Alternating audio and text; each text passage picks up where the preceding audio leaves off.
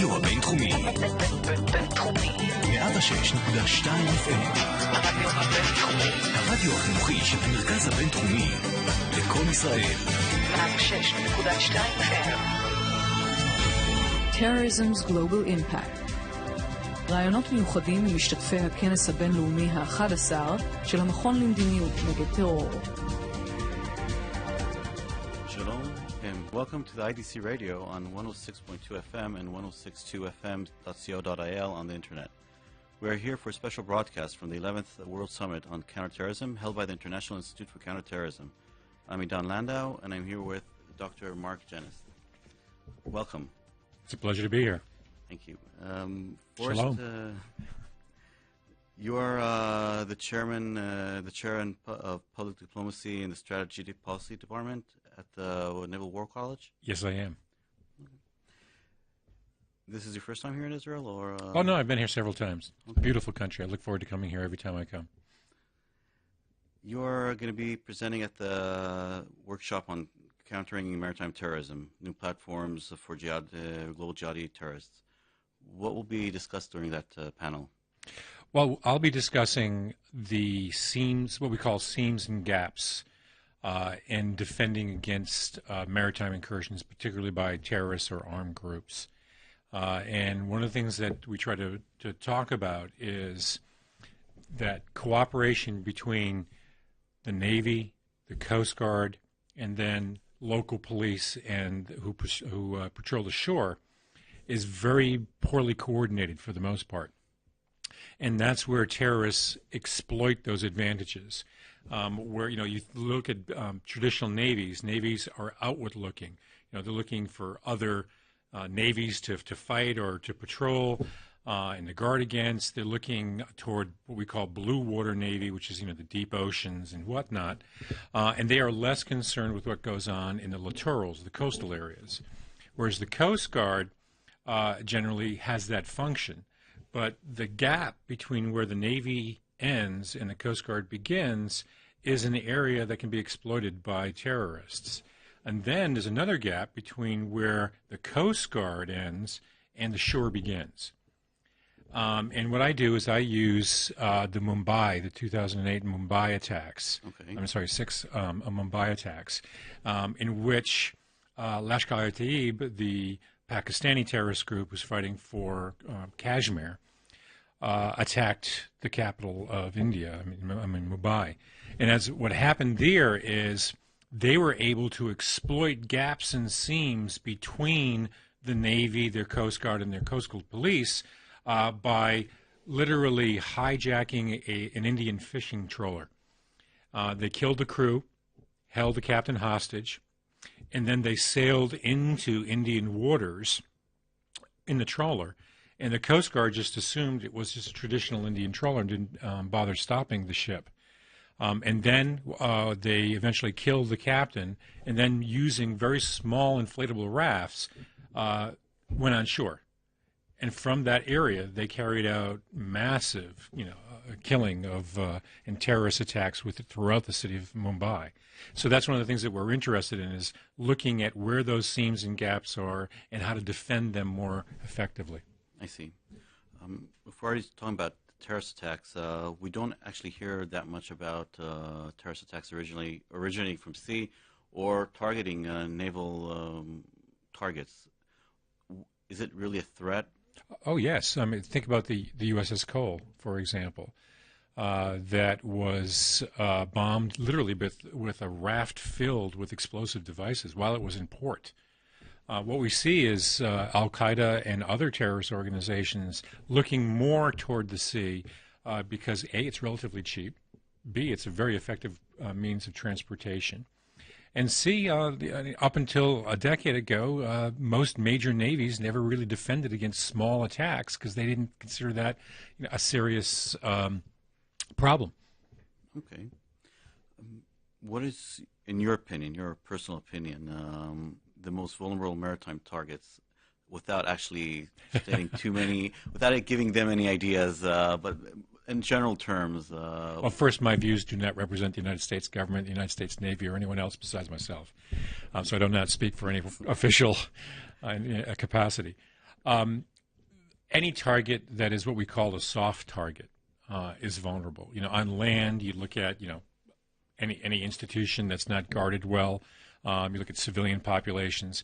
Well, at sea, it's the same thing. They're soft targets. You're not going to, terrorists is less likely to attack a military naval ship than it is to attack a yacht or a cargo ship that's not well protected. So terrorists look for vulnerabilities, and they look for vulnerabilities both at sea and on land. Okay, so in other words, passenger vessels. Yes, anything like that. Yeah. The Achille Laurel, you might be familiar with that. I was actually going to refer to that later on. So right. it's except for physical attacks on maritime targets, which are actual attacks in the purpose to sink them or hijack them.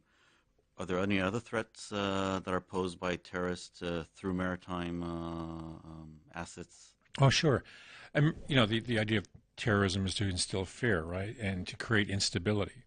Well, just the threat of attacking oil transporters, cargo ships, can disrupt the regional, even global economy.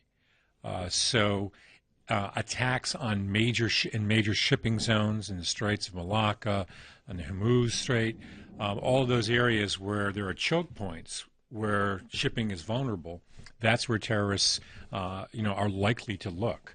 And literally just the threat of those attacks can increase the futures market for the price of oil, can cause insurance rates to go up dramatically. So it can have a very significant economic impact.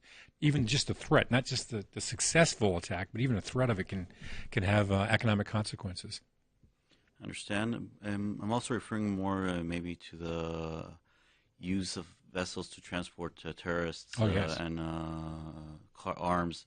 I mean, Israel has been very successful in stopping arms shipments into both Lebanon and the Gaza Strip. What is the volume of that in the threat, or in what we as security officials deal with in maritime? Well, the terrorists are very adaptive. The avenues that have the least resistance and are the most cost-effective to use are those that they're going to use. Land routes, tunnels, shipping lanes. We refer to the sea as the commons, the area that that most of the world's goods and services are transported, particularly goods. So as a result, terrorists are likely to take advantage of that. And that means hiding weapons in cargo ships or smuggling in very small boats so that they can, maneuver around the Coast Guard. I mean, that's a very common way for any armed group to smuggle, any criminal network. I mean, same thing with drug smugglers as well. In fact, what we find is that terrorists oftentimes cooperate with criminal networks because criminal networks are very adept at smuggling goods. Any terrorist organization worth its salt is usually heavily involved in the drug trade as well. If we're already on the subject of drug trade, I know that the United States actually has a big threat from Latin America in that sense. Not specifically any country, but there are a lot of drug smugglers using naval routes to bring in drugs, and they're also using mini subs, yes. And they're pretty adaptive. How does the United States actually deal with that? Well, personally, I don't think we do it with it very well. Look, there are billions and billions of dollars to be made in the drug trade. And unless we stop the demand or weaken demand for illicit drugs, the cartels or the drug smugglers will always find a way to get their goods across to the market. They're very adaptive. They're very creative, fast boats, small subs. And remember, we have thousands of miles of coastline. So it's virtually impossible to stop all of the drug smuggling. And they often do it a combination of land, air, and sea. In many ways, the Coast Guard is overwhelmed because the drug smugglers are clever, adaptive, and have a lot of money and a lot of resources to use different avenues. Is there any threat that terrorists might actually use those routes? Oh, yes. And there's ample evidence that terrorists are working to use those routes. Now, fortunately, we've been very good at finding them out, capturing many of them, or either while they're in transit or when they're in the United States, or preferably when they're elsewhere before they've come into the United States. But this is a continuing problem of the 21st century that will never end. The problem of terrorism is not something that you can have a victory over. You can only manage that problem. And unfortunately, because of the money involved in the drug trade, you're not going to see an end to this. It's always going to be there. And as a result, they're going to find new avenues, new tools, new vessels that will thwart the efforts of the United States Coast Guard and the United States Navy. Are there any regions around the world that you might identify as having a greater risk for maritime security? Actually, that's a really good question. I mean, you normally think of the Straits of Malacca. You think of the choke points where cargo ships go in and where they're vulnerable. The Strait of Hormuz, those areas.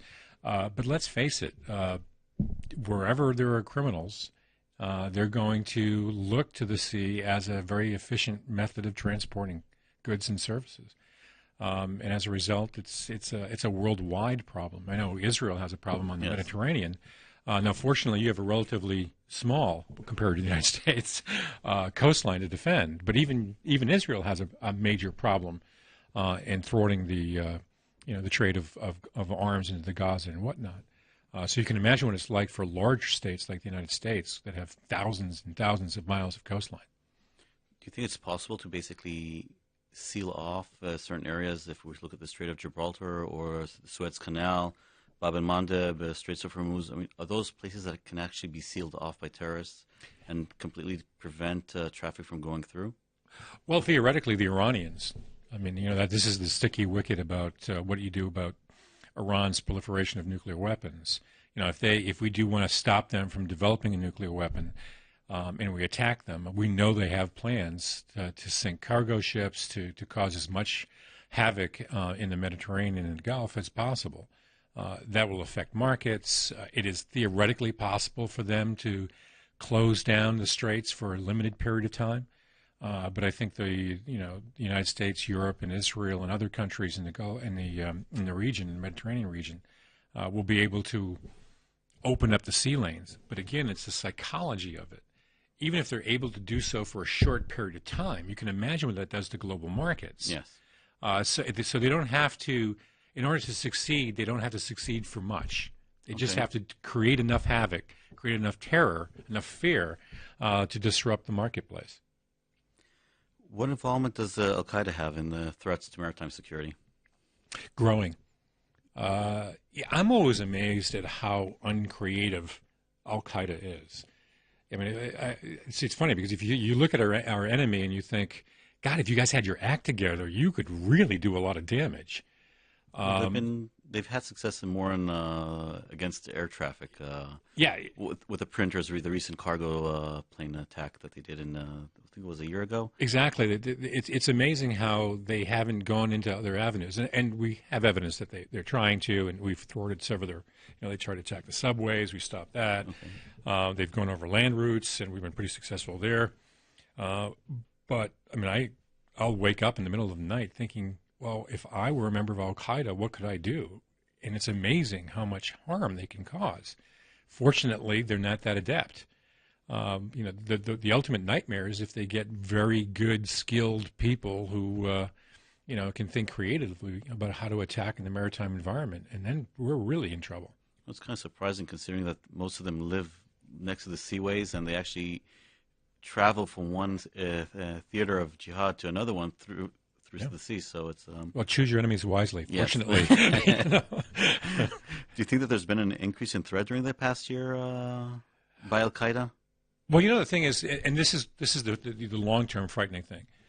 As we weaken Al-Qaeda, as we've decapitated bin Laden, as we've hit their financial networks, as we have literally taken out their top tier of leadership, with a few exceptions, they have had to become more of a ideological base rather than an operational base. They're an inspirational organization, which means that the real threat is, the lone wolf, the micro-terrorist who becomes inspired by the ideology and then is educated in, how do you exploit the maritime environment, or explosives or chem weapons or whatever, and uses the inspiration from Al-Qaeda as a reasoning for attack. You mentioned before that the ocean is a big place. What is actually being done to protect it? Well, see, this is one of the problems. The United States Navy is undergoing the same kind of budget pressures that all the rest of the services are in the United States, and our European allies are literally decimating their navies. So one of the important things to do, and the United States has placed a great emphasis on this, it's called the 1,000-ship Navy, is to ally ourselves in coalitions throughout the world with larger navies like the Indian Navy, the European navies, the Gulf states, so that we can share the burden of commanding the commons and protecting the sea lines of communication. That is an incredibly challenging job. And as budget restraints continue, it's going to be more and more difficult for the United States to do it alone, and more important for our allies to step up and share the burden. We see a lot of advances in technology, more in the air defense systems, yes. Drones. What is being done in that sense in the Navy and for maritime security?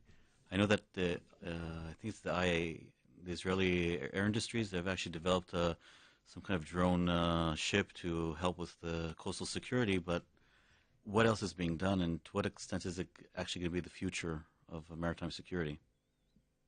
Well, speaking on behalf of the United States sailors, I hope it doesn't go completely toward that. Quite a bit is done, and a lot of it I really don't want to go into details about, and a lot of it I'm not privy to. However, what I would say is that ships are always vulnerable to missiles, and no matter how many missile defense systems we operate, nothing is 100% foolproof. And as a result, large convoys of ships, battle groups, which we used to think of 10, 20 years ago as practically invulnerable, are no longer that. So and this is, when you think about what Israel would do if they ever got into a major naval battle in the Mediterranean, most of their defense would come from the land and their missile systems, or offense. It's a very difficult situation. A lot of people are arguing for smaller ships, faster ships, because what we call it's called lumpy capital. If you take out one aircraft carrier, it's billions of dollars and 5, 10, 15 years to replace it. Yes. And that's where the United States and big navies are truly vulnerable. Okay, thank you very much, Dr. Genest. My pleasure. It's been a pleasure. Terrorism's Global Impact. רעיונות מיוחדים ממשתתפי הכנס הבינלאומי ה-11 של המכון למדיניות נגד טרור. 106.2 FM 106.2 FM